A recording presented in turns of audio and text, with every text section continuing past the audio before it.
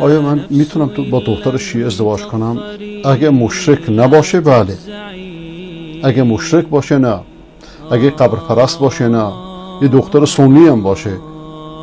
بعضی صوفی ها مثل شیعیان شرک می‌ورزند، ازدواج باشون جایز نیست. همنشینه تو از تو به باید تا تو را عقل و دین بیفزاید، نه اینکه مشرک باشه، قبر پرست باشه یا نمیدونم خرافات آخونده رو داشته باشه، جایز نیست.